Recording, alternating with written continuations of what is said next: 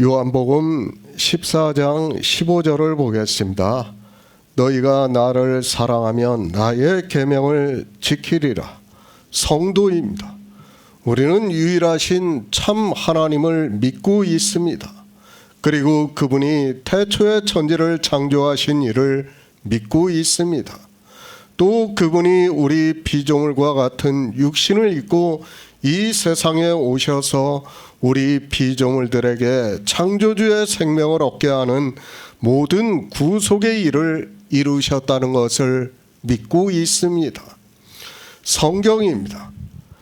하나님께서 우리 인생들에게 당신의 사랑을 나타내시고 말씀을 해주시고 있다는 것을 깨달아야 합니다. 정말 우리 성도는 하나님께서 피조물들에게 상상할 수 없는 사랑을 해주시고 있다는 것을 성경을 통해서 충분히 깨닫고 있습니다. 얼마나 놀라운 일입니까? 인생으로는 상상할 수 없는 말씀을 해주고 있습니다. 그래서 복된 소식이라고 말씀을 하고 있지만 성경을 보는 인생들은 아무리 성경을 보아도 이 복된 소식을 깨닫지를 못하고 있습니다. 그것이 우리 인생의 철학적 한계라는 것을 알고 성경을 보아야 합니다. 그러니까 우리는 그 이상을 벗어날 수가 없어요. 우리가 아무리 철학적으로 뛰어나다고 해도 그것이 인생이라는 거예요. 그 이상을 벗어날 수 없다는 것을 인정을 하고 성경을 보아야 한다는 말씀입니다. 주님께서 제자들에게 말씀하십니다. 이제 주님이 십자가를 지시고 하늘에 올라가시고 난 후에 제자들이 이 세상에서 구원을 하는 복된 소식을 전할 것을 아시고 말씀을 하고 있습니다. 그런 제자들에게 너희가 내 이름으로 무엇을 구하든지 내가 시행하리니 이는 아버지로 하여금 아들을 인하여 영광을 얻으시게 하려 함이라고 말씀을 하고 있습니다. 제자들입니다. 이미 3년 반 동안 주님과 함께 했습니다. 주님께서는 그들에게 유월절을 먹여주셨습니다.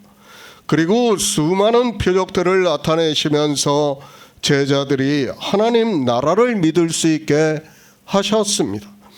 그러나 아직은 성령이 오시지 않아서 하나님 나라에 대해서도 그리고 그 나라에 들어가는 생명에 대해서도 깨닫지를 못하고 있습니다. 그런 제자들에게 말씀합니다. 너희가 내 이름으로 무엇을 구하든지 내가 시행하시겠다고 말씀을 하고 있습니다. 사실 제자들에게 하고 있는 말씀이라기보다는 이 시대를 살아가고 있는 우리 이방인들에게 하고 있는 말씀이라고 해야 맞습니다. 주님께서는 이미 제자들에게는 생명을 얻게 하고 있고 성령을 보내주실 것을 아시고 계십니다. 제자들을 통해서 가르쳐주고 있습니다. 너희가 내 이름으로 무엇을 구하든지 시행하시겠다고 말씀을 하고 있습니다. 주님께서 이제까지 무엇을 말씀하셨습니까?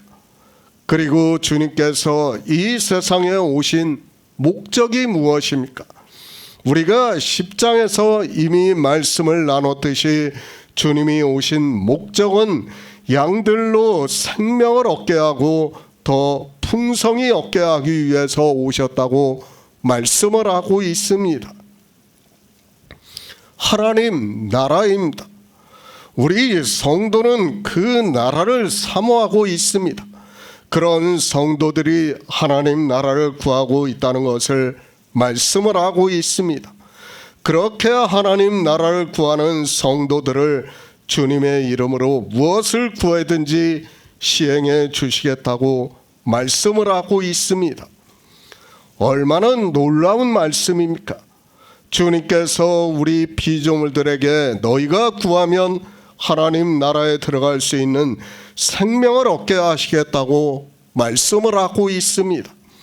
사실 주님께서 무엇을 이라고 말씀을 하니까 사람들은 성경을 그냥 그렇게 보고 있지만 이 무엇은 사실 우리 인생들은 그러니까 피조물들이 받을 수 있는 것이 아니라는 것을 바로 알아야 합니다. 며칠 전에 유튜브를 보았어요. 그랬더니 뭐 내용은 안 봤어요. 뻔해가지고 제목이 예수님의 사진을 갖다가 딱 해놓고 어린아이가 자기가 천국에 가서 봤는데 예수님이다, 진짜 예수님의 사진이 이거다 하고 제목을 붙여놨더라고요. 뭐 굳이 볼 필요도 없어서 제가 아예 들어가 보지도 않았습니다. 사람들이 그래요. 자기들의 철학으로 상상하는 거예요. 사도 요한이 뭐라고 했습니까? 주님을 몰고 그 발알 앞에 죽은 자 같이 되었다고 말씀을 하고 있어요. 그런데 사람들은 어떻게 생각을 하는가 하면 종교성을 가지고 마치 그런 것으로 조장을 하고 있어요. 그게 다 종교에서 나온 산물이라는 것을 우리는 바로 알아야 합니다. 우리는 제가 계속해서 말씀을 하고 있지만 하나님에 대해서도 그리고 하나님 나라에 대해서도 우리는 알 수 있는 방법이 없다는 것을 바로 알아야 합니다. 우리는 피조물입니다. 그저 흙으로 지음을 받고 죽으면 흙으로 돌아가야 합니다. 그래서 성경은 우리 인생을 헛것 같고 지나가는 그림자 같다고 말씀을 하고 있습니다. 정말 우리 인생을 생각을 하면 잠시 보이다가 사라지는 안개와 같다는 것을 알 수 있습니다. 저는 정말 메타버스나 그리고 게임 그리고 블랙홀 그런 것을 이야기하는 것을 들을 때면 정말 이 말씀이 조금도 틀리지 않다고 생각을 해요.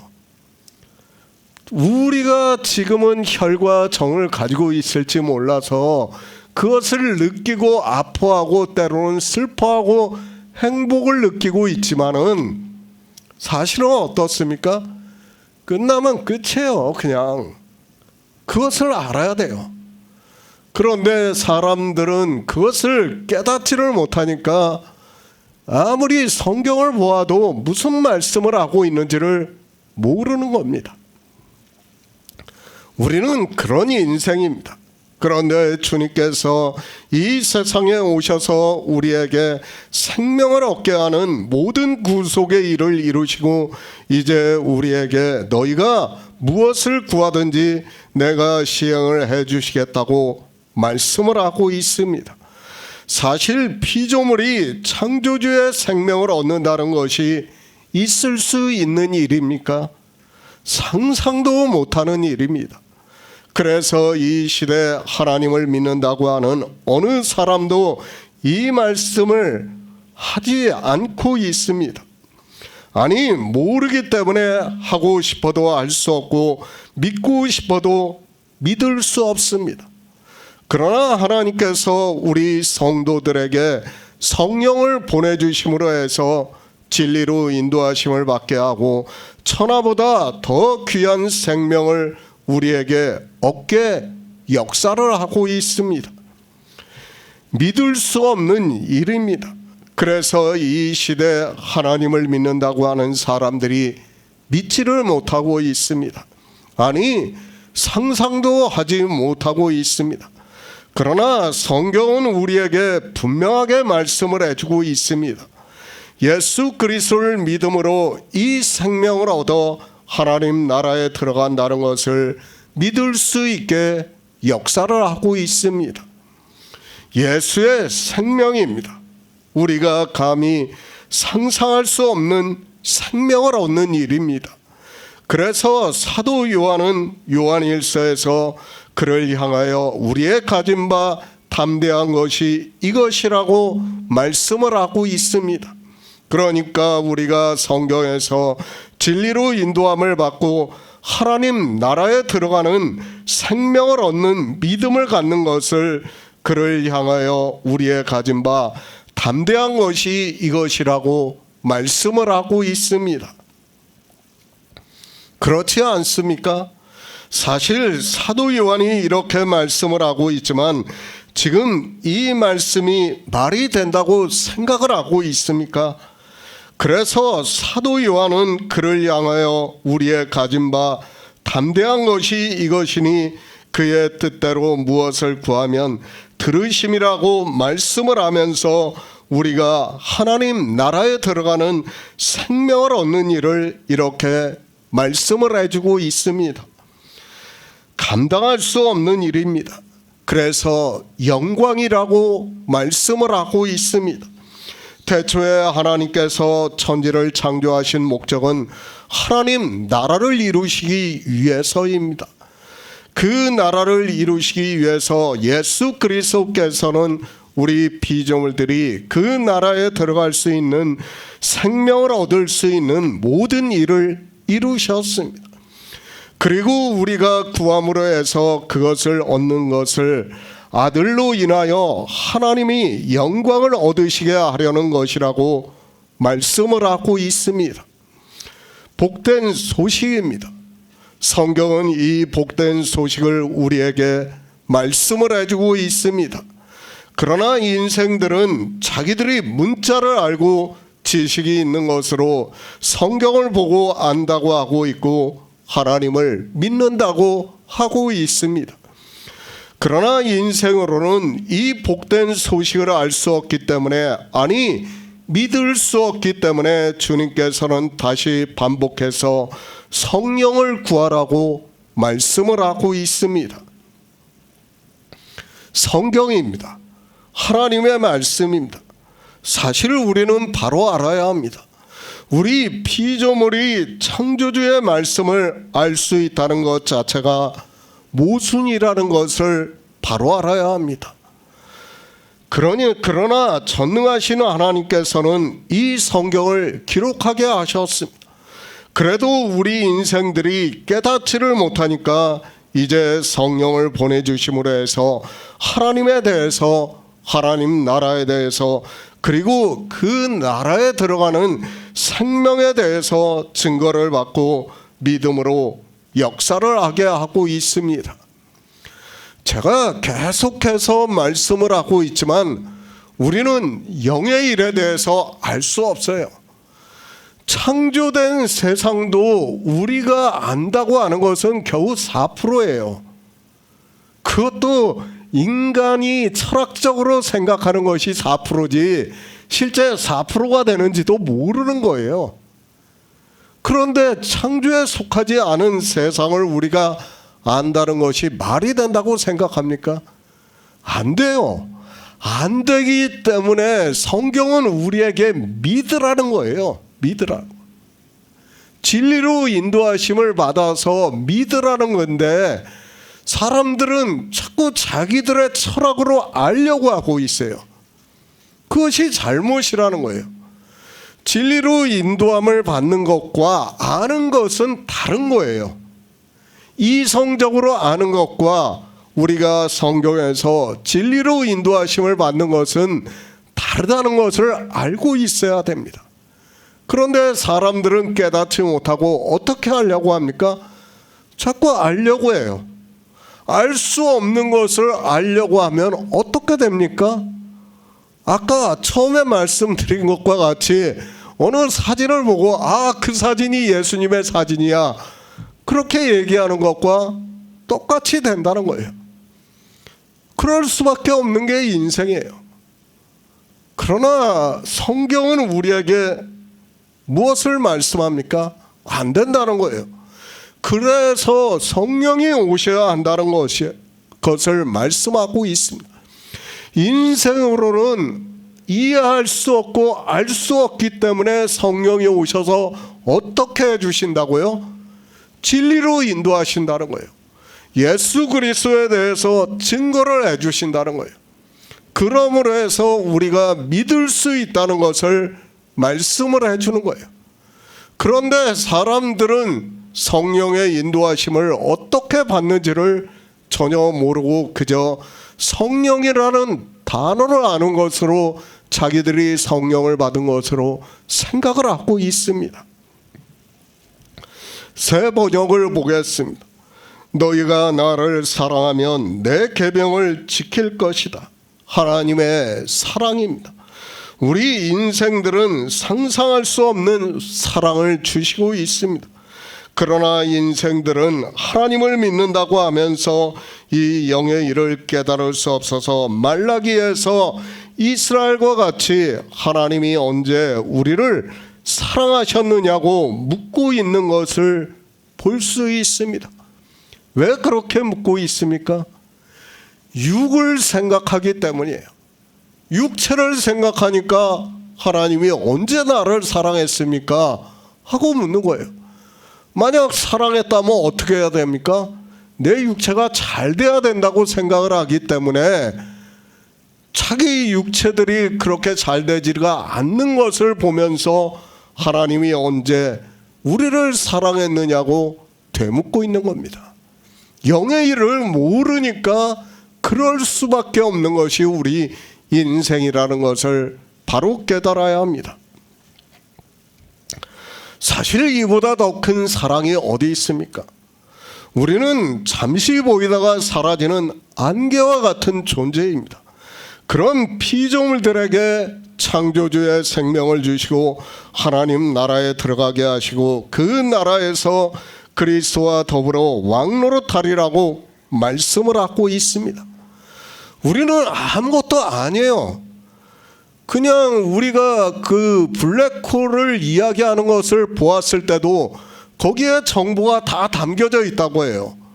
그 정보에 우리는 뭐예요? 그저 비트예요. 우리가 관찰을 할 때 보이다가 없어지는 거예요. 그게 우리 인생이란 말이에요. 실제 과학에서도 그렇게 이야기를 하는 거예요. 그것을 성경에서는 뭐라고 하는 겁니까? 헛것이라고 하는 거예요. 그런데 사람들은 깨닫지를 못하는 거예요. 우리는 아무것도 아니에요. 뭐만 진실입니까? 예수 그리스도만 참이에요. 진실이에요. 그리고 우리는 다 무엇이라고요? 헛것이에요. 헛것. 그것을 깨닫지를 못하고 성경을 보면 아무리 성경을 보아도 무슨 말씀을 하는지를 깨달을 수 없어요. 그러니까 주님께서 계명을 말씀하는데도 그 계명을 어떻게 지켜야 하는지를 모르는 거예요. 주님께서 말씀합니다. 너희가 나를 사랑하면 나의 계명을 지키리라고 말씀을 하고 있습니다. 주님께서는 제자들에게 말씀을 하고 있지만 이 말씀은 다 이 시대를 살아가고 있는 우리에게 하고 있는 말씀이라는 것을 알아야 하고 우리는 주님의 말씀과 같이 주님을 사랑하고 주님의 계명을 지키는 자가 되어야 한다는 말씀입니다. 우리가 그렇게 한다는 게 아니라 성령이 오시면 그렇게 된다는 것을 지금 가르쳐주고 있는 말씀입니다. 베드로전서 1장 8에서 9절을 보겠습니다. 신약성경 377쪽입니다. 베드로전서 1장 8에서 9절입니다. 예수를 너희가 보지 못하였으나 사랑하는도다. 이제도 보지 못하나 믿고 말할 수 없는 영광스러운 즐거움으로 기뻐하니 믿음의 결국 곧 영원 구원을 받음이라. 성경입니다. 우리는 성경을 바로 알아야 합니다. 먼저 우리 인생의 이성적 지식으로는 하나님의 말씀을 우리가 깨달을 수 없다는 것을 받아들여야 합니다. 성경은 계속해서 그렇게 말씀하고 있습니다. 그러나 인생들은 자기들이 문자를 보고 그리고 지식이 있는 것으로 성경을 보고 하나님의 말씀을 깨달을 수 있다고 생각을 하고 있습니다. 절대 안 됩니다. 계속해서 말씀을 하고 있지만 사실 이 성경을 우리가 볼 수 있다는 것 자체가 기적과도 같은 일이고 전능하신 하나님이시기 때문에 우리 인생들이 볼 수 있게 1700년 동안 40여 명이 넘는 선지자들로 하나님의 감동으로 기록하게 하셨다는 것을 알아야 합니다. 세상의 모든 종교도 이렇게 기록이 된 경전이 없어요. 오직 성경만이에요. 왜 이렇게 기록하셨습니까? 바로 제가 계속 말씀을 하지만 창조하신 일을 나타내 주시기 위해서 이렇게 기록하신 거예요. 그냥 하나님께서 단번에 기록하려면 못 하시겠습니까? 모세를 통해서 단번에 기록하게 할 수 있어요. 그러나 그게 아니라 창조하신 일들을 우리 피조물들에게 가르쳐주고 나타내시기 위해서 하기 위해서 이렇게 성경을 기록했다는 것을 우리가 바로 깨달아야 합니다. 그런데 사람들은 성경을 어떻게 왜 기록했는가를 모르고 있습니다. 그리고 우리 헛것 같은 우리 인생들에게 거울이 되고 경계가 되게 하기 위해서 이스라엘을 선택을 해가지고 그들을 예표와 비유로 해서 기록하게 하신 거예요. 그런데 성경을 그렇게 보는 사람들이 한 사람도 없습니다. 그냥 성경을 인생의 철학으로 보는 거예요. 그렇게 보니까 성경이 보입니까? 보여지지가 않는 거예요. 아니 무슨 말씀을 하는지를 모르는 거예요. 그러니까 하나님께서 믿으라고 말씀을 하고 있는데 그 믿는 것이 무엇인지를 모르는 거예요. 그러니까 자기들의 종교적인 믿음을 가지고 믿는다고 생각을 하는 거예요. 아니에요. 세상 종교에서 믿는 것과 성경에서 말씀하는 믿음은 전혀 다른 거예요. 전혀 다른데도 사람들은 어떻게 생각합니까? 같이 생각을 해요. 아, 불교에서 믿어. 그리고 기독교에서 믿어. 그렇게 생각하는 거예요. 아니란 말이에요. 그런 믿음을 말씀하는 것이 아니라 믿는 마음을 주신 거예요. 뭐에 대해서요? 창조하신 영광에 대해서 성경을 기록하게 하시고 그것을 갖다가 믿을 수 있게 성령을 보내주셨다는 거예요. 그 성령을 보내주심으로 해서 우리가 믿는다는 거예요. 그러나 사람들은 믿지를 않아요. 우리가 이방의 종교를 보아도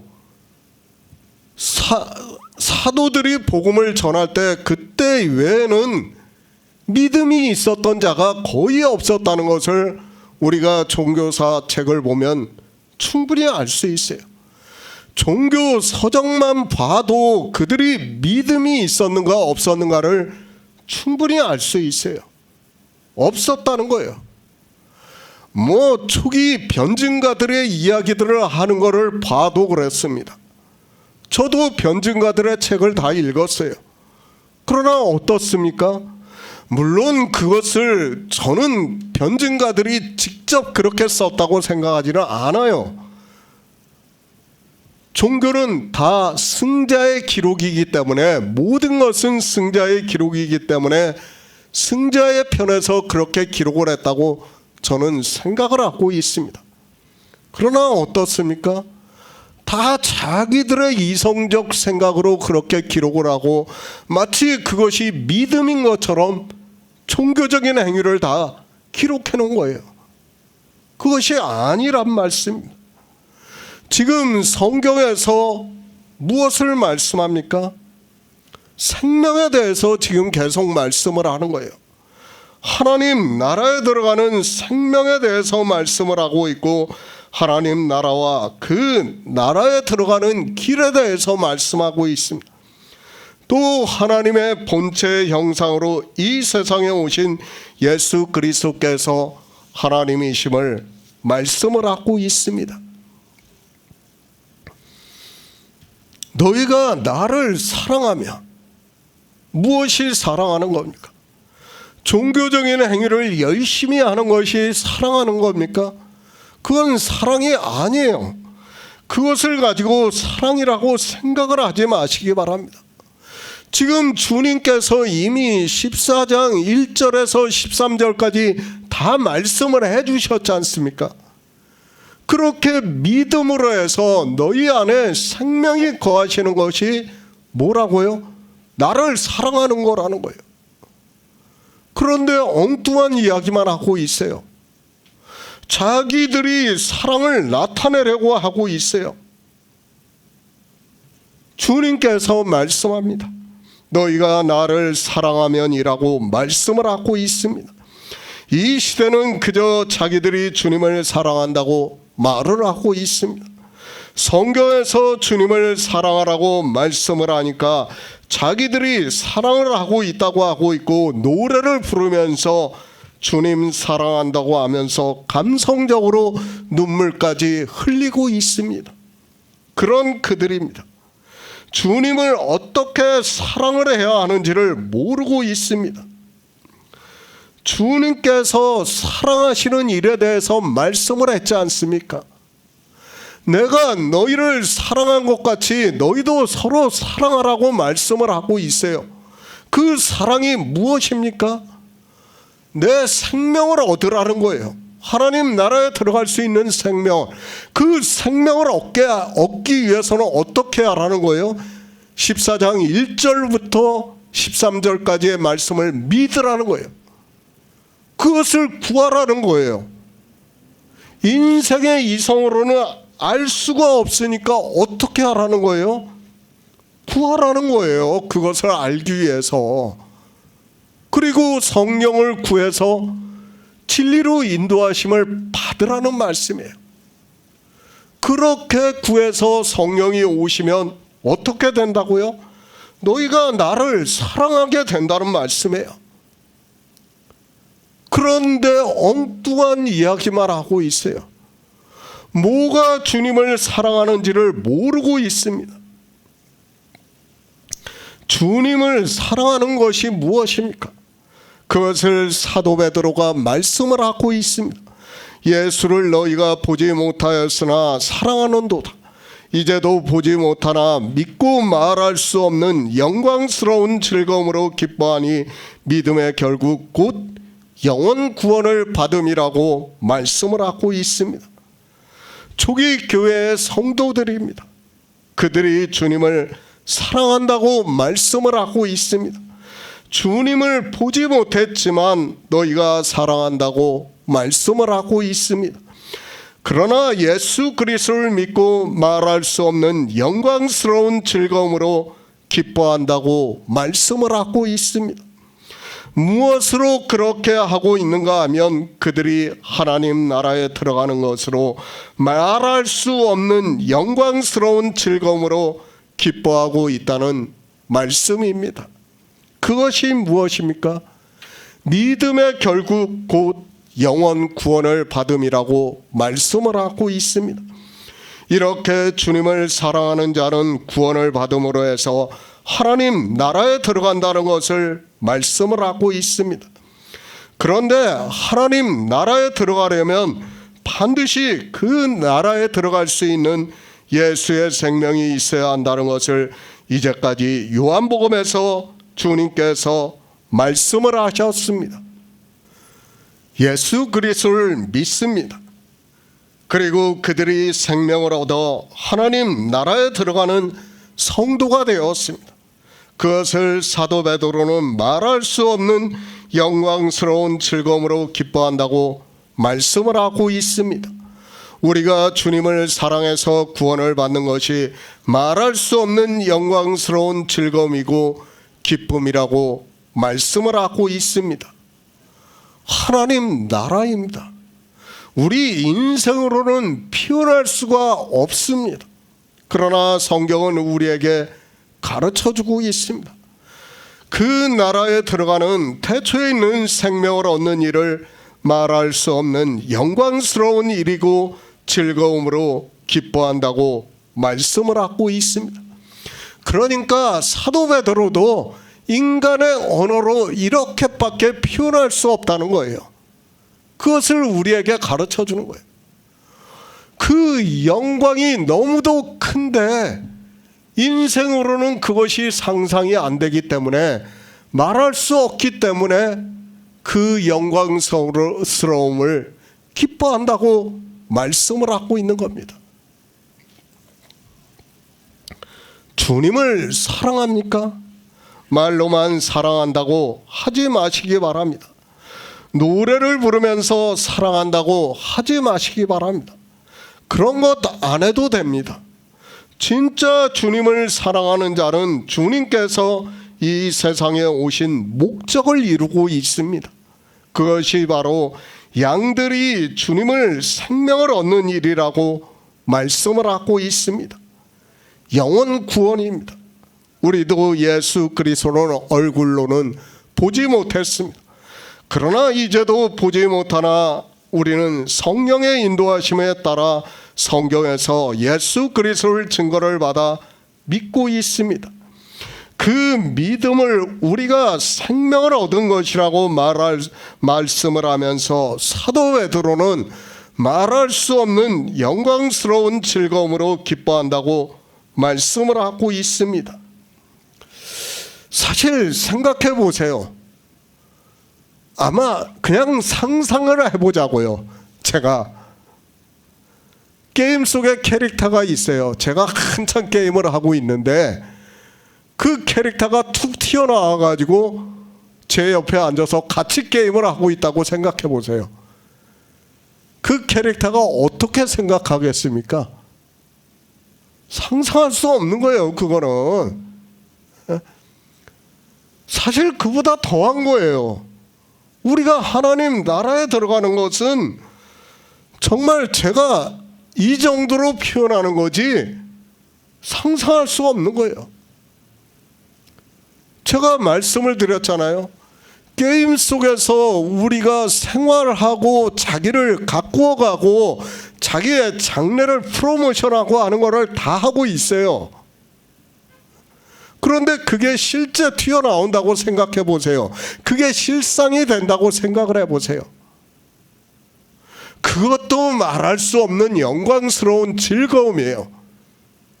그런데 하나님 나라는 어떻겠습니까? 표현 자체가 안 되는 거예요. 말할 수 없는 거예요. 지금 그 말씀을 하는 거예요. 그런데 인생들은 이런 말씀을 보면서도 깨닫지를 못하고 있습니다. 예수 그리스도를 믿으면 뭐합니까? 이 생명을 부정하고 있으면서 예수 그리스도를 믿는다고 하는 것이 말이 된다고 생각을 하고 있습니까? 주님께서는 지금 제자들에게 말씀하고 있지만 우리에게 하고 있는 말씀입니다. 너희가 나를 사랑하면 나의 계명을 지키라고 말씀을 하고 있습니다. 그러니까 성령이 오시면 당연히 주님을 사랑하게 되고 그 계명을 지키게 된다는 말씀이에요. 그 계명이 뭐예요? 예수의 생명을 얻는 거예요. 서로 사랑해서 복음을 전해서 또 다른 사람이 생명을 얻는 일이라는 거예요. 그것을 지금 말씀하는 겁니다. 요한일서 4장 21절을 보겠습니다. 신약 성경 392쪽입니다. 요한일서 4장 21절입니다. 우리가 이 계명을 주께 받았나니 하나님을 사랑하는 자는 또한 그 형제를 사랑할지니라. 계명, 참으로 문제가 많은 단어입니다. 아니 인생들이 성경을 보면서 이 계명이라는 단어가 나오면 거의 율법을 지키는 것으로 생각을 하고 있습니다. 이 시대 거의 모든 종교인들이 성경에서 이 계명이라는 단어가 나오면 교인들에게 율법을 지키라고 강요를 하고 있고 종교의 교리에 따라 그들은 율법의 행위에 열심을 내고 있습니다. 주님이 오셨습니다. 그리고 마태복음에서 말씀을 하고 있습니다. 율법에 있는 말씀을 하시면서 간음치 말라 하였다는 것을 너희가 들었으나 나는 너희에게 이르노니 여자를 보고 음욕을 품는 자마다 이미 마음에 간음을 하였다고 말씀을 하고 있습니다. 그러면서 말씀합니다. 만일 내 오른 눈이 너를 실족해 하거든 빼어버리라. 내 백체 중에 하나가 없어지고 온몸이 지옥에 던지우지 않는 것이 유익하다고 말씀하니까 사람들은 성경을 문자로 보면서 구약의 모세의 율법보다 주님의 율법이라고 하면서 더 강화가 되었다고 이야기를 하고 있습니다. 율법입니다. 간음하는 자를 돌로 쳐 죽이라고 말씀을 하고 있습니다.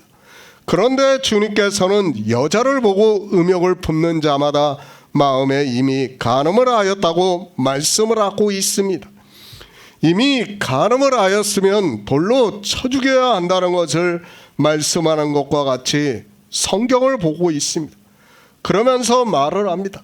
거의 모든 종교인들이 주님께서 구약의 율법보다 더 강화하는 율법을 주셨다고 말을 하면서 마음에서라도 음욕을 품지 말아야 한다고 말을 하고 있습니다. 그러면서 주님의 계명을 지키려면 여자를 보고 마음에 음욕을 품어서는 안 된다고 말을 하고 있습니다. 참 가식적입니다. 누가 그렇게 할 수 있습니까? 정상적인 남자라면 어떻게 예쁜 여자를 보고 음욕을 품지 않을 수 있습니까? 솔직히 말해 보시기 바랍니다. 정말 예쁜 여자를 보고 있는데도 음욕이 안 일어난다고 누가 자신 있게 말할 수 있습니까? 정말 이런 말을 보고 종교인들이 이 시대에 너무 가식적인 이야기를 하는 것을 볼 수 있습니다. 우리는 인생이에요. 그것을 할 수 없다는 것을 알아야 합니다. 우리의 체질은 진토라고 말씀을 하고 있습니다. 그 체질이 바뀔 수 없다는 것을 알아야 합니다. 다만 음욕이 일어나지만 그것을 참을 수 있고 그것을 절제할 수 있다고 저는 생각을 하고 있습니다. 그런 것을 떠나서 주님께서는 우리 육체의 일을 말씀하고 있는 것이 아니라 여자를 교회를 비유로 하고 있고 인생들의 율법적인 본성을 말씀하고 있다는 것을 바로 알아야 합니다. 그런데 문자로 보고 있습니다. 그리고 실제 여자로 보고 있습니다. 그리고 요한복음을 말씀을 보면서 너희가 나를 사랑하면 나의 계명을 지키라고 이 말씀을 생각을 하고 있습니다. 이것이 인생들이 성경을 보는 한계라는 것을 알아야 합니다. 그런 그들이 여자를 보고 음욕을 품지 않는다고 말을 하고 있고 주님의 계명을 지키겠다고 자기 육체를 금욕으로 들어가게 하고 있습니다. 성경 말씀입니다. 늘 말씀을 하지만 성경은 연결이 되어 있습니다. 갑작스럽게 세상 말로 뜬금포를 날리는 것이 아니라는 것을 알아야 합니다. 성경은 일관성이 있어야 되고 연속성이 있게 말씀을 하고 있는 것이지 이것에 대한 말씀을 하다가 갑자기 딴 말씀을 하는 것이 아니라는 것을 알아야 합니다. 요한복음입니다. 지금까지 주님께서 무슨 말씀을 하셨습니까? 생명에 대해서 말씀을 하고 있고 하나님 나라에 대해서 말씀하고 있고 주님께서 하나님이시라고 말씀을 하고 있습니다. 그런데 갑자기 율법을 지키라고 하는 말씀을 하고 있다면 우리는 성경을 볼 필요도 없고 예수 그리스도를 믿을 이유도 없다는 것을 알아야 합니다. 그렇지 않습니까? 아무리 주님이라고 해도 그냥 하고 싶은 말을 아무렇게나 하고 있다면 우리가 어떻게 믿을 수 있습니까? 반드시 일관성이 있어야 되고 연속성이 있게 말씀을 하셔야 우리가 믿을 수 있습니다. 성경입니다. 지금 우리가 보고 있는 성경은 장절이 있습니다. 그러나 원래 성경은 장절이 없었다는 것을 알아야 합니다. 계속해서 연결을 해서 말씀을 하고 있는 것이지, 주님께서 하시고 싶은 말씀을 이 말씀에 했다가 저 말씀에 했다가 하는 것으로 생각을 하지 마시기 바랍니다. 주님을 사랑하는 것이 무엇입니까? 이제까지 말씀을 했습니다. 주님이 오신 목적을 우리가 이루는 것이 주님을 사랑하는 것임을 말씀을 했습니다. 그러면 주님을 사랑하려면 우리는 주님께서 생명을 얻게 하고 있는, 태초에 있는 생명을 반드시 얻는 양들이 되어야 한다는 말씀입니다. 지금 그 말씀을 하고 있습니다. 그런데 종교인들은 성경을 보면서 계명이라는 단어만 보고 전혀 다르게 이야기를 하고 있습니다. 주님께서는 제자들에게 생명에 대해서 말씀을 하고 있고 하나님 나라에 대해서 말씀하고 있고, 이제까지 주님이 오셔서 하셨던 일을 이제 제자들이 할 것을 말씀을 하고 있습니다. 계명입니다. 율법으로만 생각을 하지 마시기 바랍니다. 물론 헬라어를 보면 사람들이 이 말씀을 보고 율법으로 생각할 수 있습니다. 아니, 거의 모든 사람들이 성경을 그렇게 보고 있다는 것을 알고 있습니다. 그러나 성경을 왜 본다고 제가 계속 말씀을 합니까? 영생을 얻기 위해서 우리가 성경을 보는 거예요. 그러면 영생을 얻는 계명으로 생각해야 돼요. 율법을 지키는 계명이 아니라 영생을 얻는 계명으로 보아야 하는데, 사람들은 그렇게 보지를 않고 있습니다. 주님을 사랑하고 있습니까? 그렇다면 당연히 성경을 보고 주님의 계명을 지켜야 합니다. 그러나 인생들은 성경을 보면서도 하나님의 계명이 무엇인지를 모르고 있습니다. 성경을 보고 주님의 말씀과 같이 나의 계명을 진리로 인도하심을 받는 것이 아니라 사람의 계명을 만들어서 지키고 있습니다. 문자 그대로입니다. 사람의 계명이라는 것을 알아야 합니다.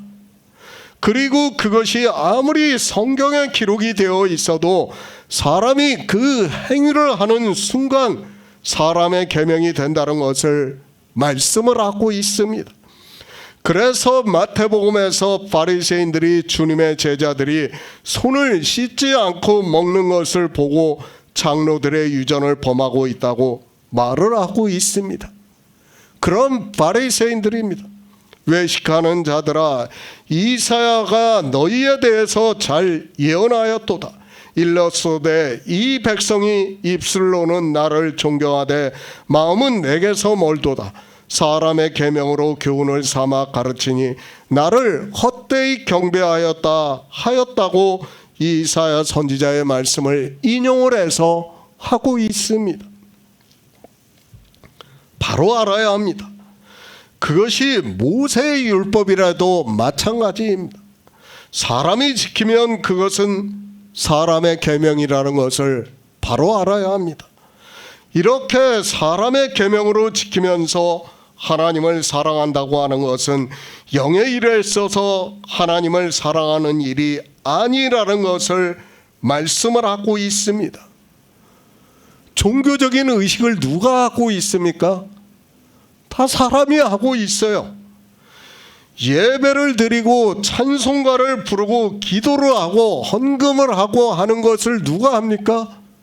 사람이 하는 거예요. 사람의 계명이라는 것을 알아야 됩니다. 모세의 율법이 있어요. 모세의 율법을 하나님이 지키면 하나님의 계명이 되는 거예요. 그것을 우리가 믿으면 하나님의 계명이 되는 거예요. 그런데 그것을 보고 사람이 지키면 어떻게 된다고요? 사람의 계명이 되는 거예요. 그런데 깨닫지를 못해요.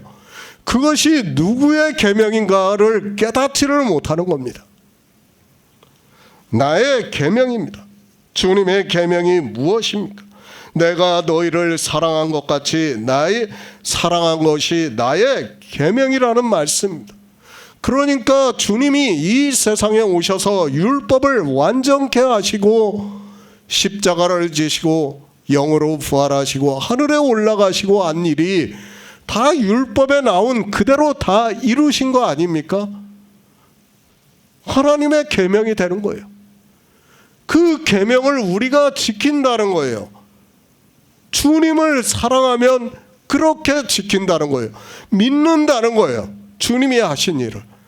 그런데 주님을 사랑하지 않으면 어떻게 됩니까? 사람의 계명을 지키는 거예요. 사람이 사람의 계명을 지키면 어떻게 됩니까? 결국에는 사망으로 갈 수밖에 없다는 것을 알아야 합니다. 모세의 율법입니다. 제가 늘 말씀을 하지만은 그것은 성경을 어떻게 보느냐에 따라서 달라지는 거예요. 마치 양자역학과 같이 내가 보고 내가 지키면 그것은 사람의 계명이에요. 그런데 하나님이 이 세상에 오셔서 그 계명을 지키셨으면 어떻게 된다고요? 하나님의 계명이 되는 거예요. 누가 지키는 겁니까? 그건 하나님이 지키고 우리는 믿음으로 역사를 하는 거예요. 그러므로 하나님의 계명을 지키는 것입니다. 그러나 종교 안에 있는 사람들은 무엇이 사람의 계명이고 무엇이 하나님의 계명인지를 모르고 있습니다. 주님을 사랑하시기 바랍니다. 가장 먼저 생명에 대해서 증거를 받아 믿음으로 역사를 해야 합니다. 그러니까 주님께서 왜 이 세상에 오셔서 십자가에서 죽으시고 장사 지내고 영으로 부활하시고 하나님 나라에 들어가셨는가를 알아야 합니다. 주님께서 이루신 영의 일을 알아야 한다는 말씀입니다. 그 가는 길입니다.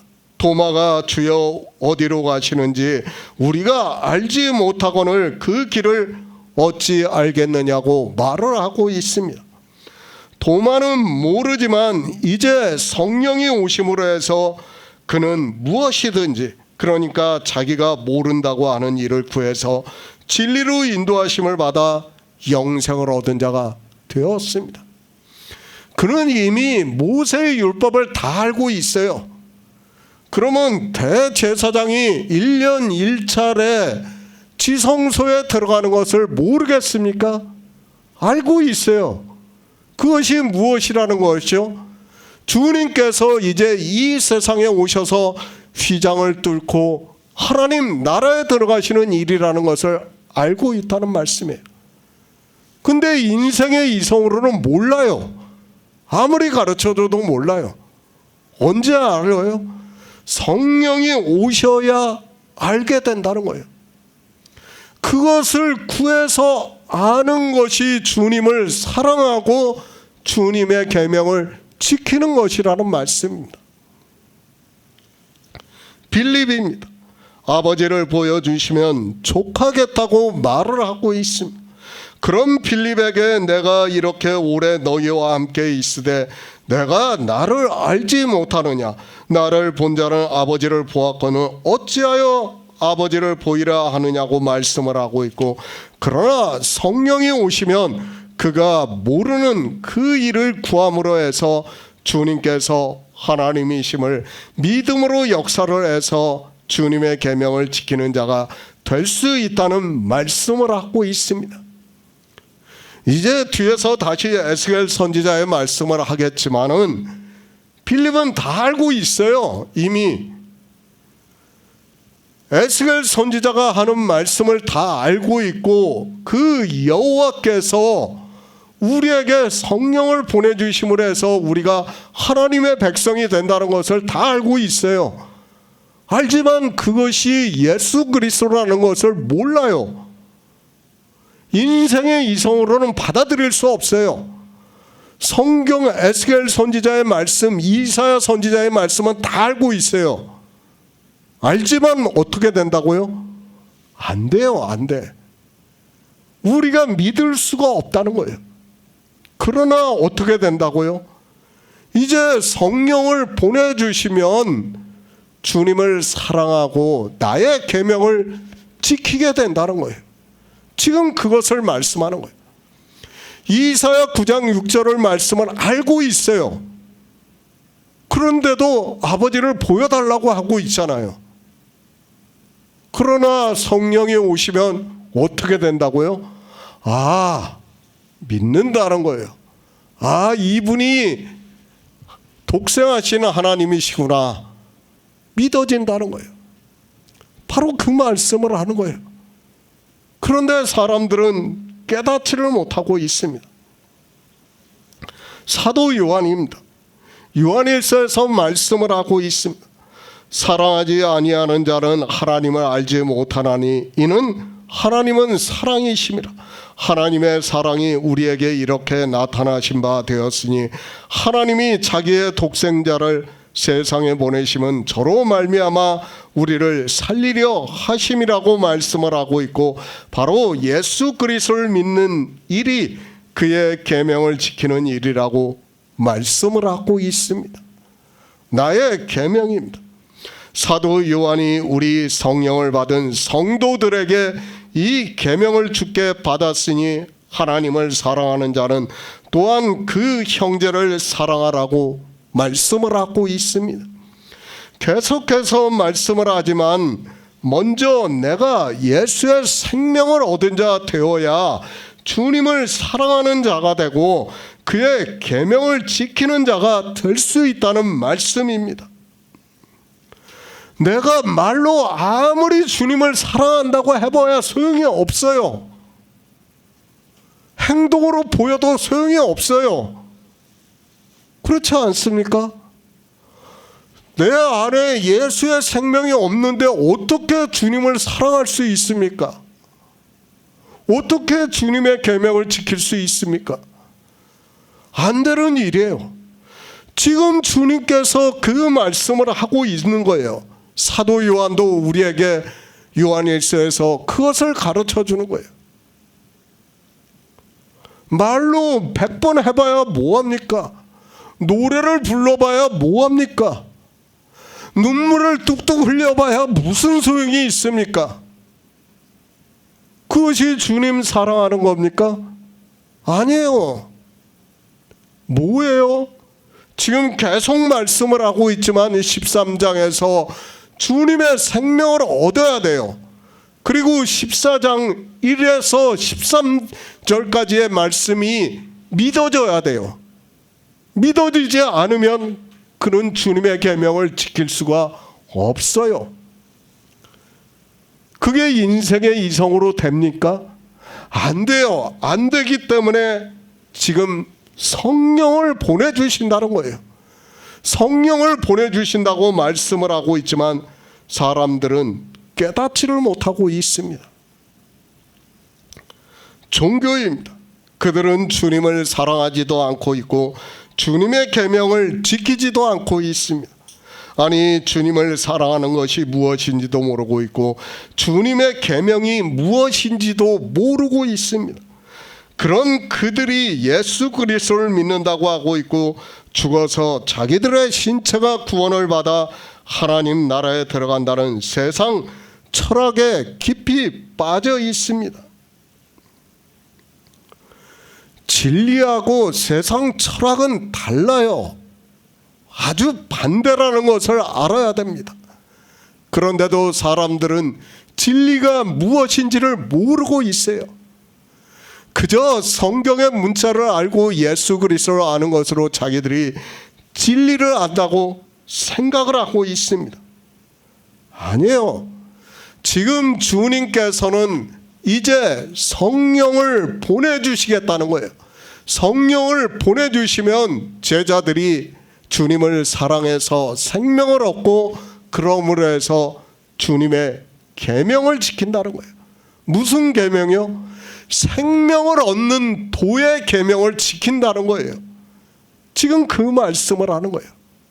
그런데도 인생들은 깨닫지를 못하고 있습니다. 요한복음 14장 16절을 보겠습니다. 내가 아버지께 구하겠으니 그가 또 다른 보혜사를 너희에게 주사 영원토록 너희와 함께 있게 하시리니. 새 번역을 보겠습니다. 내가 아버지께 구하겠다. 그리하면 아버지께서 다른 보혜사를 너희에게 보내셔서 영원히 너희와 함께 계시게 하실 것이다. 주님의 계명입니다. 종교인들이 주님을 사랑하는 일을 모르고 주님의 계명을 전혀 모르고 있습니다. 주님께서 우리를 사랑하시는 일을 먼저 진리로 인도하심을 받아 영생을 얻은 자가 되어야 주님을 사랑하는 자가 될 수 있는데도 그 일도 모르는 그들이 인생의 철학으로 사랑을 말을 하고 있습니다. 부모 자식입니다. 그 사랑도 내리사랑이라고 말을 하고 있습니다. 그리고 인생들 사이에서도 부모를 자기가 사랑했다는 말을 함부로 할 수 없다는 것을 잘 알고 있습니다. 그죠? 내가 부모를 사랑했다고 하는 것은 그건 제가 볼 때 부모를 사랑하는 게 아니라 불효자예요. 불효자. 우리는 부모한테 감히 그렇게 말할 수 없어요. 부모가 우리를 사랑한 것을 알기 때문에 감히 그렇게 말할 수 없다는 거예요. 그런데 창조주의 사랑은 어떻겠냐는 거예요. 그 부모의 사랑도 깨닫지 못하는 인생들이 자기들이 주님을 사랑하겠다고 말을 하고 있습니다. 말도 안 되는 이야기입니다.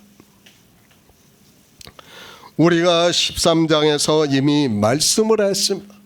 내가 새 계명을 주신다고 말씀을 하시면서 서로 사랑하라. 내가 너희를 사랑한 것 같이 너희도 서로 사랑하라고 말씀을 하고 있습니다. 그러니까 사랑은 먼저예요. 뭐가 먼저예요? 주님이 먼저 사랑했다는 거예요. 그런 것 같이 너희도 서로 사랑하라는 거예요. 그런데 깨닫지를 못해요. 그러면서 자기들이 주님 사랑하겠다고 노래를 불러요. 말도 안 되는 이야기예요. 그 노래를 부르는 자체가 악한 일이에요. 우리는 감히 노래를 불러서도 안 돼요. 왜? 창조주와 우리가 피조물 사이에서 부모와 자식 간에도 그런데 창조주와 피조물은 더 다른 것을 알아야 돼요. 그런 것을 모르고 종교에 빠지니까 자기들이 무엇을 해야 되는지를 모르고 노래를 부르는 거예요. 그리고 마치 자기가 주님을 사랑한 것 같이 눈물을 흘려요. 그냥 감정에 복받쳐가지고. 얼마나 웃기는 이야기입니까? 깨닫지를 못하면 그렇게 된다는 것을 알아야 됩니다. 제자들입니다. 그들이 주님의 제자로서 유월절을 다 먹었습니다. 그러나 그것으로는 안 된다는 것을 말씀을 하고 있습니다. 그렇게 유월절을 먹었지만 인생으로는 주님을 사랑하고 주님의 계명을 지킬 수 없다는 것을 말씀을 하면서 그런 그들에게 내가 아버지께 구해서 그가 또 다른 보혜사를 보내주심으로 해서 그 일을 할 수 있다고 말씀을 하고 있습니다. 잘 이해하시기 바랍니다. 물론 우리가 제자들을 잘 알고 있습니다. 그들은 주님을 사랑했고 주님의 계명을 지키면서 살다가 거의 모든 제자들이 로마에 의해서 그리고 유대교에 의해서 죽임을 당했습니다. 그것이 인생의 철학으로 되는 일이 아니라 주님께서 이제 구속의 일을 이루시고 성령을 보내주심으로 해서 너희가 나를 사랑하고 나의 계명을 지킬 수 있다는 말씀을 하고 있습니다. 이것을 인생의 철학으로 하려고 하지 마시기 바랍니다.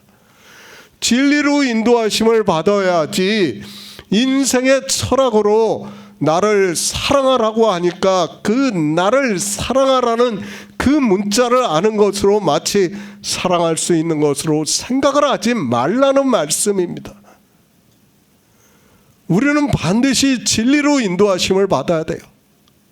깨닫지 못하면 성경과 전혀 반대의 행동을 하게 되어 있다는 것을 바로 깨달아야 합니다. 주님을 사랑합니다. 물론 유월절을 다 먹이셨습니다. 그러나 다시 가장 중요한 것을 14장에서 13절까지 말씀을 하고 있습니다. 나를 사랑하면 성령이 오시면 이 말씀대로 믿는다는 말씀을 하고 있고, 그렇게 믿음으로 해서 그들이 예수의 생명을 얻고 하나님 나라에 들어간다는 것을 말씀을 하고 있습니다. 종교인들입니다. 길도 모릅니다. 진리도 모릅니다. 그리고 하나님 나라에 들어가는 생명도 모릅니다. 가장 중요한 자기들이 믿는다고 하는 하나님에 대해서도 모르고 있습니다. 그런 그들이 주님을 사랑하고 주님의 계명을 지킨다고 할 수 있는가를 깊이 생각을 해야 합니다. 14장 1에서 13절을 모르고 주님을 사랑한다고 하는 것은 있을 수 없는 일이에요. 그런데 이 시대 누가 알고 있습니까? 아무도 몰라요. 길에 대해서 제가 계속해서 절기를 말씀하고 있지 않습니까? 주님께서 먼저 보여주셨어요. 레위기 23장에서 그 길을, 그리고 우리가 그 길을 믿게 하기 위해서 출애굽기 하고 신명기에서 또 말씀을 하는 거예요. 절기를 2번을 말씀하는 거예요. 그렇게 그 길을 누가 압니까? 지키지도 않고 있어요. 육체로 지키라는 말씀이 아니라 깨달아야 되는데 깨닫지를 못하고 있어요. 그러면서 뭐 어떻게 자기들이 인간들의 철학으로 만든 절기를 지키느라 모든 것을 다 빼앗기고 있어요. 깨닫지를 못하고 있어요. 진리를 뭘 압니까? 그들이 생명에 대해서 뭘 압니까? 그들이 주님이 어떻게 하나님 나라에 들어가셨는지를 어떻게 압니까? 그것이 나와 무슨 관계가 되는지를 어떻게 압니까? 그리고 주님이 하나님이시라는 것을 믿지를 않아요. 그런 그들이 뭘 주님을 사랑한다고 말합니까? 아니, 자기들이 믿는 하나님을 갖다가 성자라고 하는 사람들이 무슨 주님을 사랑한다고 말을 하고 있습니까? 사랑하는 게 아니에요. 오히려 멸시하는 거죠. 성자라고 하는 것은 주님을 멸시하는 말이라는 것을 우리가 바로 깨달아야 됩니다. 인생들이 성자라는 말을 할 때는 성자라는 개념이 있어요. 그러니까 4대 성인을 이야기하고 있지 않습니까? 그 개념으로 성자라고 말을 하는 거예요. 은연중에 뭐가 있어요? 자기들이 주장하는 삼위일체를 얘기하고 있지만 실제로는 하나님으로 믿지 않겠다는 거예요. 그 말 안에는 그러면서도 주님을 사랑한다고 말을 하고 있습니다. 계속 제가 강조하고 있어요. 지금 1절부터 13절의 말씀을 우리가 알아야 돼요. 믿어야 돼요. 그대로. 그게 어떻게 된다고요? 우리 인간의 지혜로 되는 게 아니에요. 언제 된다고요? 주님이 성령을 보내주시면 그때 우리가 주님을 사랑하고 계명을 지킨다는 거예요. 그렇게 하기 위해서 지금 너희에게 또 다른 보혜사를 보내주시겠다는 거예요. 그를 보내주시면 너희가 생명을 얻고 1에서 13절까지의 말씀을 끝까지 영원토록 믿음으로 역사를 한다는 거예요. 근데 어느 누구도 믿지를 않고 있어요. 정말 성경을 보면, 율법을 보면 우리에게 다 가르쳐주고 있어요. 우리가 영생을 얻는 일에 대해서 다 가르쳐주고 있지만 사람들은 깨닫지를 못하고 있어요. 뭐 문자로 알면 뭐합니까? 그거 못 외우는 사람이 어디 있습니까? 그걸 외우는 걸로 마치 자기네들이 예수 그리스도를 믿는 것으로 생각을 하고 있습니다. 내가 아버지 안에 있고 아버지께서 내 안에 계심을 믿으라. 그렇지 못하겠거든 행하는 그 일을 인하여 믿으라고 말씀을 하고 있습니다. 행하는 그 일이 무엇입니까? 창조하신 영광을 나타내는 일이에요. 그 일을 믿으라고 말씀을 하고 있습니다. 그런데도 깨닫지를 못하고 있습니다. 하나님의 사랑입니다. 그 사랑을 나타내 주시고 있습니다. 그러나 인생으로는 깨달을 수 없습니다. 그래서 주님께서 이제 그 일을 알게 된다는 의미에서 너희가 나를 사랑하면 나의 계명을 지키리라. 내가 아버지께 구하겠으니 그가 또 다른 보혜사를 너희에게 주사 영원토록 너희와 함께 있게 하시겠다고 말씀을 하고 있습니다. 에스겔 36장 26에서 28절을 보겠습니다. 구약성경 1208쪽입니다. 에스겔 36장 26에서 28절입니다. 또 새 영을 너희 속에 두고 새 마음을 너희에게 주되 너희 육신에서 굳은 마음을 제하고 부드러운 마음을 줄 것이며 또 내 신을 너희 속에 두어 너희로 내 율례를 행하게 하리니 너희가 내 규례를 지켜 행할지라. 내가 너희 열조에게 준 땅에 너희가 거하여 내 백성이 되고 나는 너희 하나님이 되리라. 이 말씀입니다. 이게 지금 에스겔 36장에만 있는 말씀이 아니에요. 제가 지난 시간에 에스겔 11장에서 똑같은 말씀을 했어요. 그저 기억이 나실 거예요. 그리고 또 37장에 가면 또 있어요. 이 말씀이 계속해서 지금 세 번을 에스겔서에서 이 거의 비슷한 말씀을 하고 있어요. 그것을 알고 성경을 봐야 돼요. 왜 그런가 하면 에스겔 선지자는 제가 말씀을 했죠. 선지자로 오신 예수 그리스도를 예표로 하고 있다고 제가 말씀을 했습니다. 그러니까 주님께서 오셔서 행하시는 일을 선지자로서 말씀을 하는 거예요. 그것이 에스겔 선지자라는 것을 우리가 알고 에스겔서를 보아야 합니다. 성경입니다.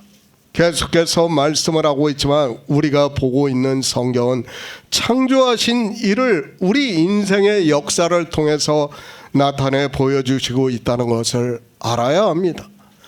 창조를 하시고 그 진행이 되는 과정을 말씀하는 것이 아니라 창세기에서 이미 하나님께서 일곱째 날에 안식을 하셨다고 말씀을 하고 있습니다. 창조입니다. 시작을 하는 것을 가지고 창조라고 하지 마시기 바랍니다. 그것은 시작이라고 하는 것이 맞습니다. 인생의 시간적 개념에서 하나님 나라가 이루어지고 하나님께서 계속해서 역사를 해주시는 것으로 성경을 보면 창조주 하나님이 아니라 시작하시는 하나님으로 그리고 그 일을 이루어 가시는 하나님으로 믿어야 한다는 것을 알아야 합니다. 그렇죠. 지금 이 시대의 종교인들을 아니 이제까지 종교인들이 다 어떻게 하나님을 믿습니까? 창조를 이루어가는 분으로 믿어요. 그러니까 하나님께서 개입하신다고 믿고 자기들이 기도를 하면 들어주신다고 믿고 있고 그것들이 다 뭡니까? 창조를 믿지 못하기 때문에요. 창조를 깨닫지 못하니까 어떻게 합니까? 시작하고 이루어가는 걸로 보는 거예요, 성경을. 그러니까 어떻게 합니까? 다니엘서를 보니까 풀무불에서도 건져주시고, 엘리야를 보니까 까마귀를 보내서 먹여주시고, 지금도 그런 일이 있는 것으로 생각을 하는 거예요. 아니에요. 창조는 다 이루어졌어요. 그런데 지금 종교 안에 있는 사람들이 성경을 어떻게 보는가 하면 시작으로 보는 거예요. 빅뱅으로 보고 그 빅뱅 이후에 이루어가는 것으로 보는 거예요. 그런데 성경은 어떻게 말씀합니까? 요한계시록에서 없어졌더라고 말씀을 하고 있어요. 그리고 마지막에 하나님 나라만 말씀을 하고 있어요. 깨닫지를 못하는 거예요. 성경이 뭐라는 것을 몰라요. 우리 인생이 뭐라는 것을 몰라요. 그러면서 하나님을 믿는다고 하고 있어요. 지금 창조는 다 이루어졌어요.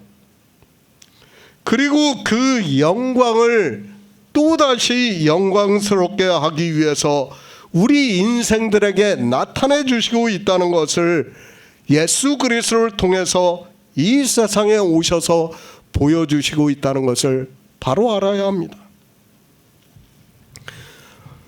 모세의 율법이 생명의 도를 말씀하고 있습니다. 그리고 여러 선지자가 예언을 하고 있습니다. 그 모든 일이 이미 창조하신 일을 나타내 보여주시는 말씀이라는 것을 알아야 합니다. 그러니까 에스겔 지금 36장의 말씀도 그렇고 이제 뒤에 37장의 말씀도 뭐예요? 너희는 내 백성이 된다는 거예요. 언제요? 성령을 보내주시면, 내 신을 보내주면 너희는 그렇게 된다는 거예요. 그 과정이 뭐라는 거예요?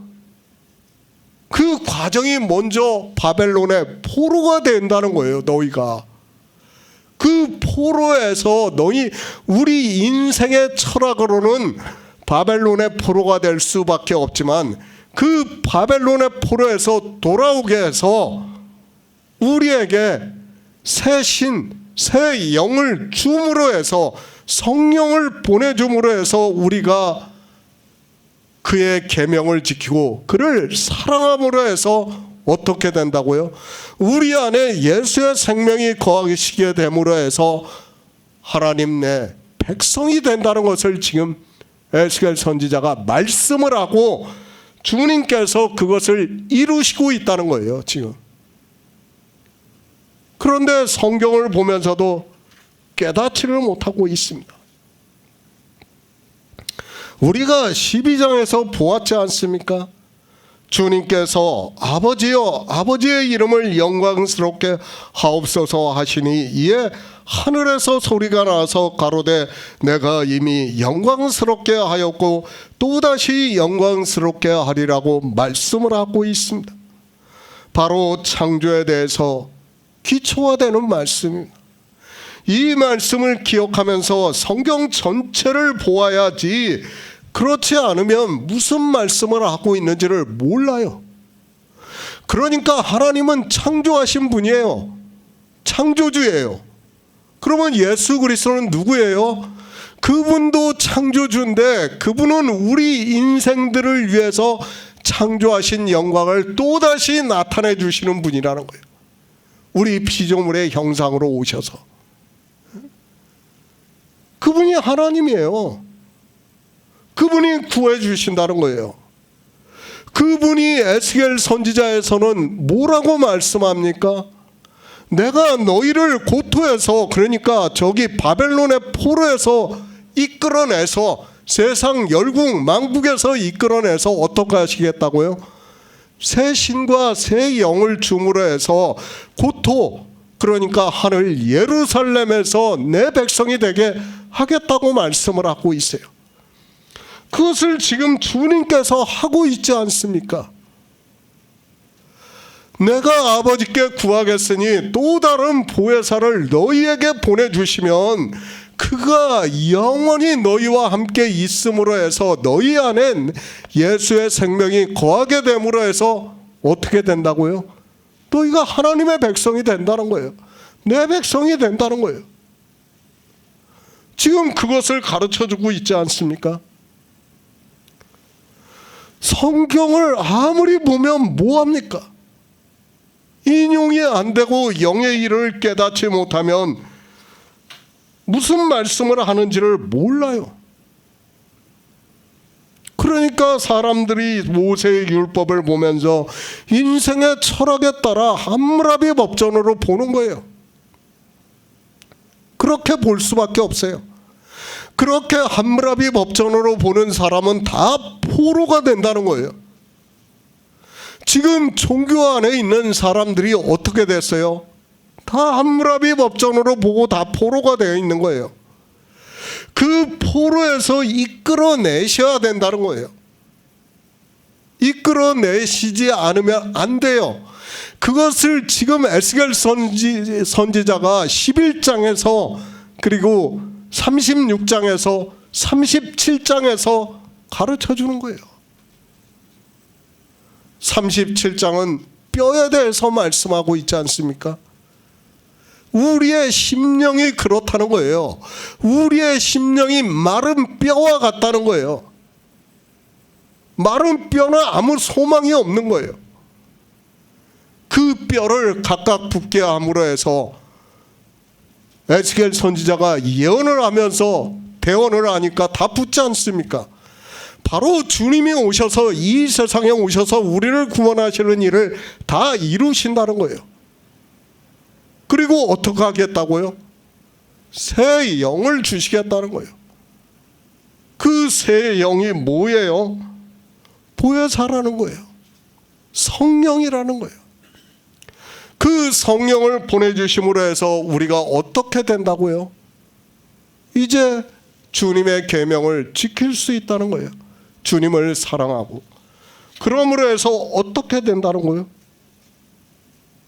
하나님의 백성이 된다는 거예요. 그것을 가르쳐 주는 겁니다. 더러움입니다. 주님께서 이 세상에 오셔서 에스겔 선지자의 말씀과 같이 곧 너희 모든 더러운 것에서 모든 우상을 섬김에서 너희를 정결케 하시고 이제 십자가를 지시면서 내가 새 계명을 너희에게 주노니 서로 사랑하라. 내가 너희를 사랑한 것 같이 너희도 사랑하라고 말씀을 하고 있습니다. 하나님입니다. 그분은 창조주입니다. 내 영광을 다른 이에게 주지 않겠다고 말씀을 하고 있습니다. 다른 사람이 할 수 있는 게 아니에요. 누가 하신다는 거예요? 독생하신 하나님이 이 세상에 오셔서 그 영광을 나타내 주시겠다는 거예요. 그런데 그런 말씀을 보면서도 무슨 말씀인지를 깨닫지를 못하고 있습니다. 에스겔 선지자입니다. 주님이 오셔서 이루실 일을 말씀을 하고 있습니다. 그러니까 육적 이스라엘은 하나님의 이름을 더럽게 함으로 해서 바벨론이라는 나라의 포로가 되었습니다. 육체의 이스라엘만 그런 것이 아니라 이 바벨론이 요한계시록까지 말씀을 하고 있다는 것을 알아야 하고 우리 이방인들 역시 종교의 포로가 된다는 것을 말씀을 하고 있습니다. 이스라엘의 육의 일입니다. 그 일이 우리 마음에서 이루어지고 있고 성령을 보내주심으로 해서 주님으로 말미암아 하나님의 백성이 되게 하시겠다고 하나님께서 말씀을 하고 있지만은 깨닫지를 못하고 있어요. 에스겔서를 아무리 보면 뭐합니까? 마치 하나님이 이스라엘에게 행하는 일로 생각을 하고 있어요. 그러니까 이스라엘은 아직까지도 그 시오니즘에 빠져가지고 어떻게 합니까? 그 땅을 지켜야 된다고, 그 땅 지켜서 뭐 하겠다고 그걸 지키자고 그렇게 하고 있습니까? 그거 지켜서 뭐 할 겁니까? 아무 의미가 없어요. 왜 그렇게 합니까?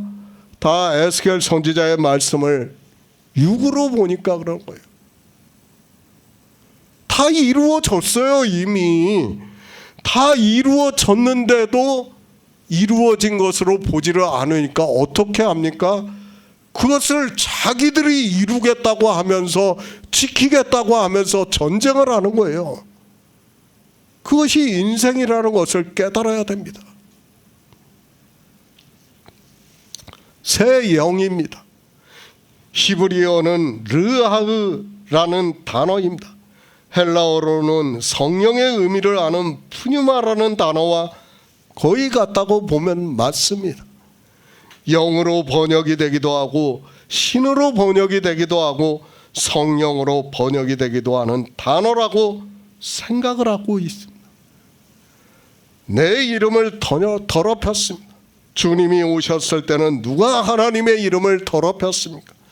율법을 지키는 바리새인들과 서기관과 제사장들이 자기들이 율법을 지키는 그 행위로 하나님의 이름을 더럽히면서도, 그러니까 생명을 얻는 일을 하지 않고 육체 일을 하면서도 깨닫지를 못했습니다. 하나님께서는 창조를 하시고 다 영광을 받으셨는데 그 영광을 믿음으로 돌리면 되는데 어떻게 했습니까? 자기들이 지키겠다고 하면서 주님을 대적을 했어요. 그것이 인생들이라는 것을 바로 깨달아야 합니다. 에스겔 선지자입니다. 영의 이스라엘을 말씀하고 있습니다. 그리고 그들에게 주님이 오셔서 새 영을 너희 속에 두고 새 마음을 너희에게 주되 너희 육신에서 굳은 마음을 제하고 부드러운 마음을 줄 것이며 내 신을 너희 속에 두어 너희로 내 율례를 행하게 하리니 너희가 내 규례를 지켜 행할지라. 내가 너희 열조에게 준 땅에서 너희가 거하며 내 백성이 되고 나는 너희의 하나님이 되고 되시겠다고 말씀을 하고 있습니다. 내 율례를 행하고 내 규례를 행하는 것이 무엇입니까? 그것을 지금 주님께서 말씀하고 있지 않습니까? 나를 사랑하고 내 계명을 지키는 것이라는 말씀이에요. 그러므로 해서 우리 안에 예수의 생명이 거하시면 주님은 지금 하나님 나라에 계시고 주님이 오실 때 우리가 어떻게 된다고요? 그 생명으로 하나님의 백성이 된다는 거예요. 그것을 말씀하고 있지만 깨닫지를 못하고 있어요. 마치 창조를 이루어가는 것으로 생각을 하고 있어요. 아니요.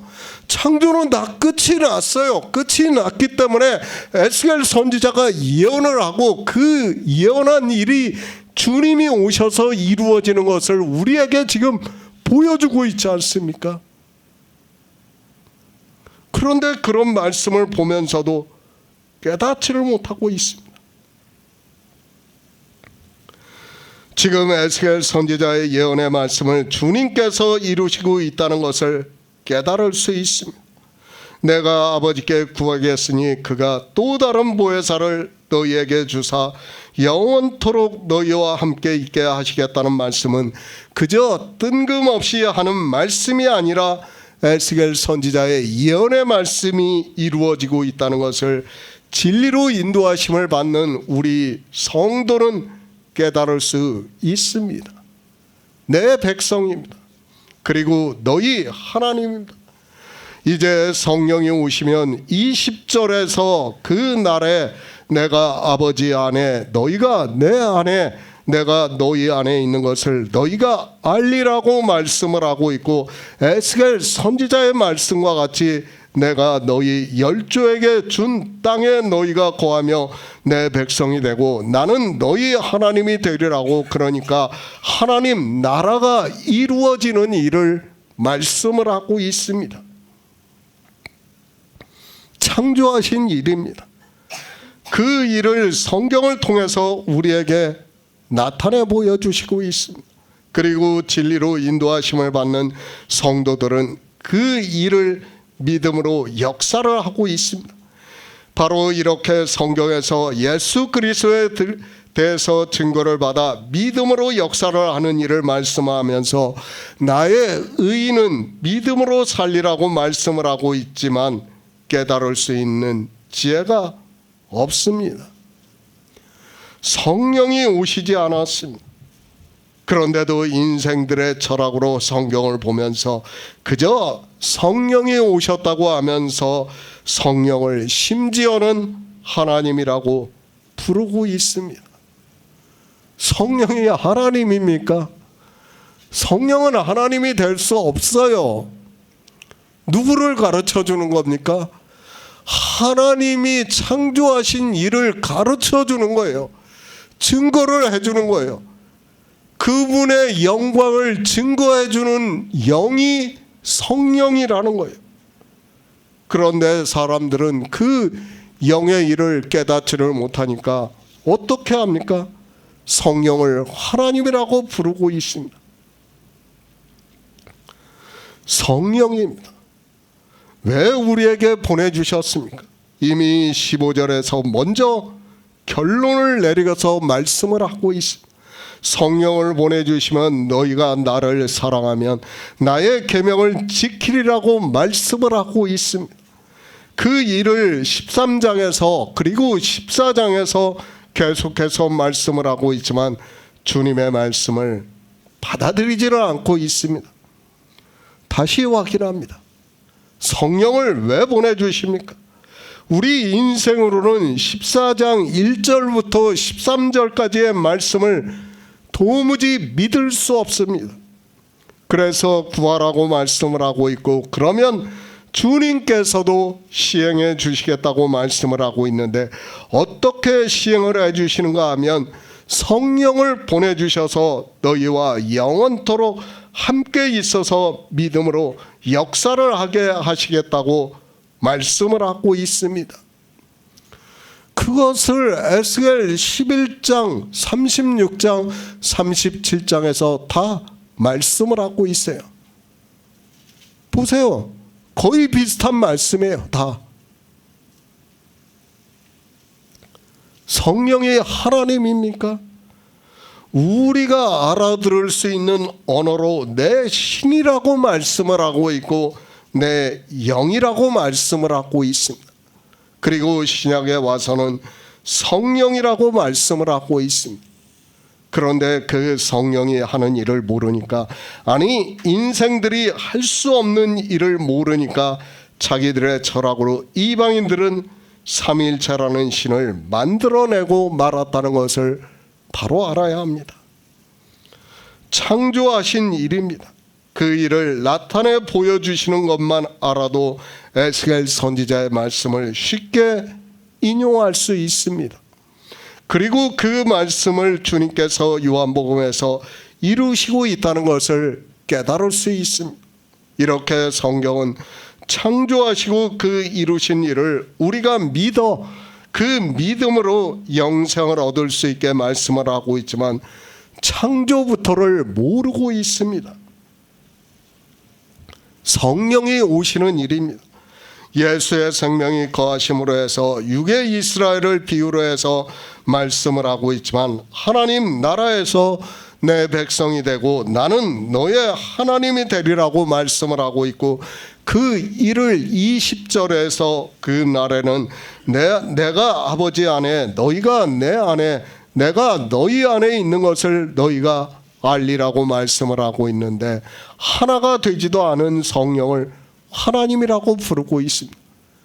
그러니까 다 같은 생명이라는 것을 말씀을 하는 거예요. 성령이 오시면 하나님의 생명과 예수 그리스도의 생명과 우리의 생명이 같은 생명이라는 것을 너희가 안다는 거예요. 성령이 오셔야 안다는 거예요. 그런데 깨닫지를 못하고 있어요. 그러면서 성령을 하나님이라고 부르고 있습니다. 너무도 안타까운 일입니다. 요한일서 2장 1절을 보겠습니다. 신약성경 388쪽입니다. 요한일서 2장 1절입니다. 나의 자녀들아, 내가 이것을 너희에게 쓰면 너희로 죄를 범치 않게 하려 함이라. 만일 누가 죄를 범하면 아버지 앞에서 우리에게 대언자가 있으니 곧 의로우신 예수 그리스도시라. 또 다른 보혜사입니다. 이 말씀 때문에도 사람들이 오해를 하고 있습니다. 그리고 성령을 하나님이라고 부르고 있습니다. 그러나 우리는 성경을 바로 알아야 합니다. 이제까지 계속해서 말씀을 했지만 성령이 하나님이라고 할 수 있는 근거는 성경 어디에도 말씀을 하지 않고 있다는 것은 분명한 사실입니다. 보혜사, 헬라어의 뜻을 먼저 보겠습니다. 돕는 자, 중재자, 변호자, 안위자 등으로 사용이 되고 있는 것으로 사전에서 말을 하고 있습니다. 돕는 자입니다. 마치 사람을 이야기하는 것과 같은 의미입니다. 그러나 우리는 성경을 바로 알아야 합니다. 성경에서 의인화를 해서 말씀을 하는 것들이 너무 많이 있다는 것을 알고 있습니다. 그 대표적인 것이 바로 교회를 비유로 할 때 여자라고 하고 있고, 그 타락한 교회를 음녀라고 말씀을 하고 있습니다. 보혜사, 분명히 돕는 자라는 뜻이 있습니다. 그런 의미에서 교회와 같이 성령을 의인화해서 말씀하고 있다는 것을 우리가 알고 있어야 합니다. 주님께서 이렇게 의인화를 해서 말씀을 하니까 성령을 마치 사람과 같이, 아니 하나님으로 믿는 것이 인생들이라는 것을 알아야 합니다. 같은 단어입니다. 욥기에서 그 친구들이 변론을 하면서 같은 단어로 안위자라고 말을 하고 있습니다. 그러니까 그 친구들이 욥을 위로하는 것을 보고 안위자라고 말을 하고 있습니다. 여기서는 인간을 가지고 말씀을 하기 때문에 굳이 의인화를 했다고 할 수 없습니다. 그리고 요한일서입니다. 사도 요한이 예수 그리스도에 대해서 말씀을 하고 있습니다. 나의 자녀들아, 내가 이것을 너희에게 쓰면 너희로 죄를 범치 않게 하려 함이라. 만일 누가 죄를 범하면 아버지 앞에서 우리에게 대언자가 있으니 곧 의로우신 예수 그리스도시라고 말씀을 하고 있습니다. 대언자입니다. 성경 아래의 첨삭을 보면 보혜사라고 되어 있습니다. 그러니까 헬라어로도 보혜사라는 단어를 같이 사용하고 있고, 요한복음에서는 보혜사로 번역을 했고, 요한일서에서는 대언자라고 번역이 되어 있습니다. 사도 요한은 헬라어로 같은 단어를 사용하고 있지만 사도 요한이 처음에는 그렇게 사용을 했는지, 번역을 하는 사람이 그렇게 했는지는 저도 잘 모르겠습니다. 그러나 그런 것은 중요하지 않다고 생각을 하고 있습니다. 같은 단어입니다.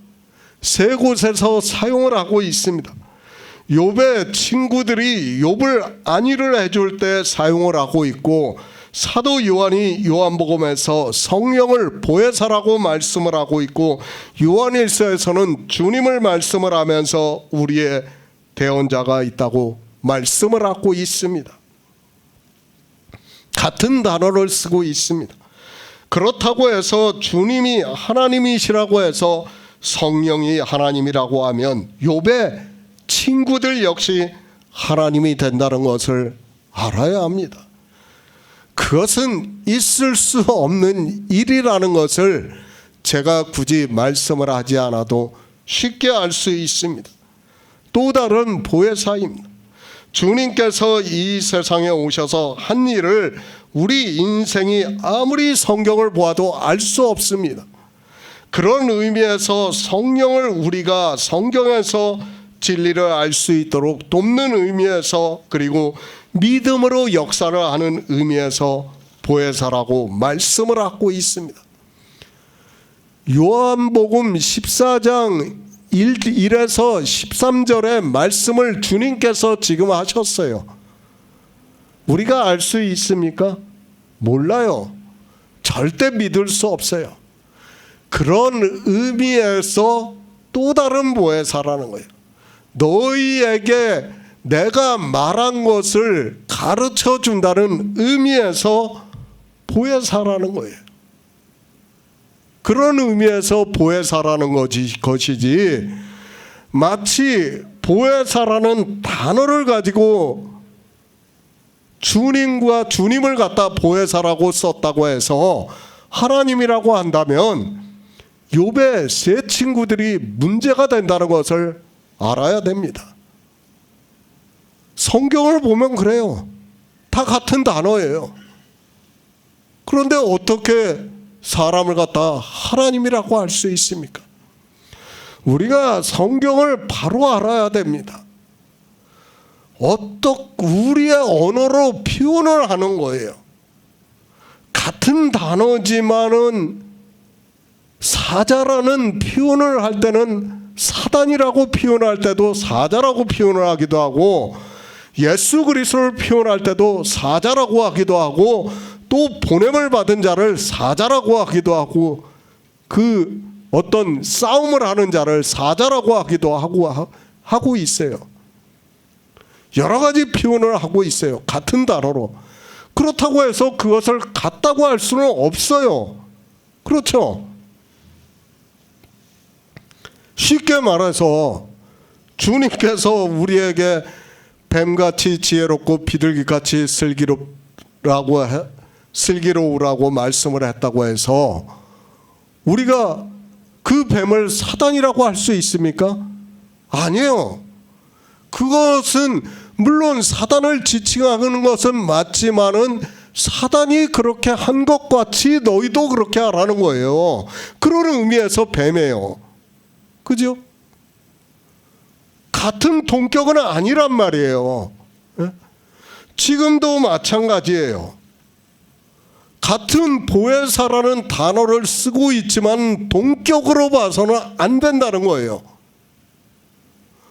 같은 단어를 쓴다고 해서 마치 동격이 된다고 생각하면 큰일 납니다. 그러기 때문에 마치 이 말씀을 보면서 성령을 하나님으로 생각을 하는 거예요. 동격이 아니에요. 같은 단어지만 우리가 국어에서 배웠지 않습니까? 다 옛날에 공부할 때 배웠지 않습니까? 같은 단어 쓴다고 해서 똑같은 게 아니라는 것을 이미 우리는 알고 있어요. 그런데도 인생들은 이상하게 종교 안에만 들어가면 사람들이 헤어나오지를 못해요. 지금 그 말씀을 하는 겁니다. 영생을 얻는 일에 대해서 말씀을 하고 있습니다. 그래서 주님께서 내가 아버지께 구하겠으니 그가 또 다른 보혜사를 너희에게 주사 영원토록 너희와 함께 있게 하시겠다고 말씀을 하고 있습니다. 동격은 아닌데 그 역시 돕는 자로서, 그러니까 우리가 주님께서 14장 1에서 13절까지 해서 하신 말씀을 우리는 믿을 수가 없기 때문에 그것을 믿게 하는 돕는 자로서 보내주신다는 거예요. 그 말씀을 하는 거예요.